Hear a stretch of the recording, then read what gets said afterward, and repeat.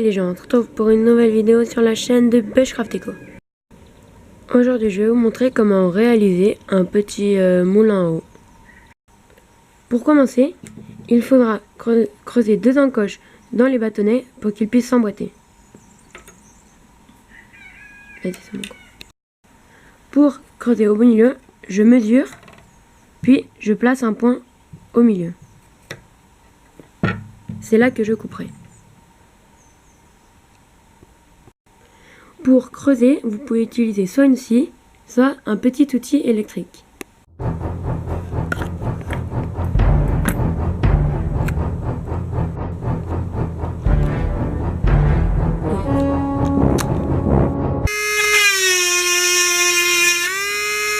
Ouais, c'est pas super rapide. Après avoir découpé la petite pente, vous pouvez les emboîter comme ceci. Pour rigidifier le tout, j'utilise de la colle à bois que je vais étaler avec un pinceau.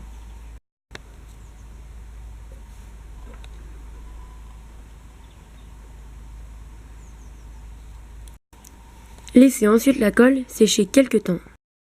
Après le séchage, voilà ce que ça donne. Les pales sont bien reliées entre elles. Ensuite, découpez 4 fils de fer de taille égale. Et voici mes 4 fils de fer après les avoir coupés. Prenez-les tous à leur bout, puis repliez-les et pincez-les avec une pince pour en faire un nœud solide. Et voilà ce que ça donne après avoir plié. Je vous conseille de vous servir d'une pince car cela peut être compliqué. Ensuite, séparez 2 brins et entortillez-les autour des 2 autres, de manière à créer une tresse rigide.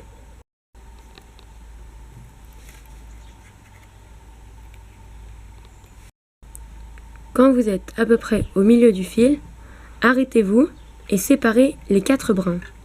Après les avoir séparés, insérez le moulin de manière à qu'un fil passe entre chaque pale. Après les avoir regroupés, tournez le fil, resserrez-les de manière à que les pales en bois soient très bien serrées. Servez-vous d'une pince pour bien resserrer et qu'il n'y ait aucun jeu.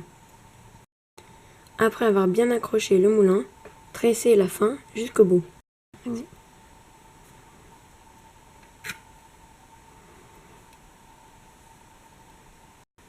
Après être arrivé au bout, vous repliez de manière à faire un nœud, comme de l'autre côté. Vous pouvez vous servir d'une pince pour bien tout accrocher ensemble.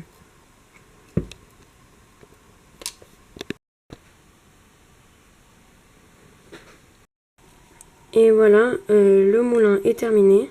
On voit qu'il tourne bien, il est plutôt bien équilibré.